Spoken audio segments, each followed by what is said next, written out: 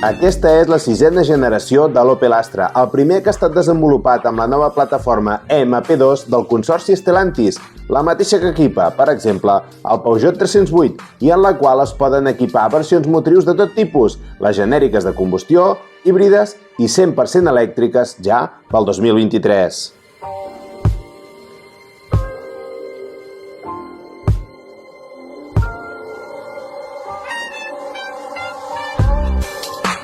Estèticament molt ben aconseguit, el nou Astra té un frontal realment espectacular, on en algunes versions fins i tot s'amaga el logo de la marca pintant la graella tota de color negre. Un disseny exterior molt afinat i que trasllada part del seu dinamisme a l'interior, amb un estil i qualitat molt semblant al que ofereix l'Opel Mokka.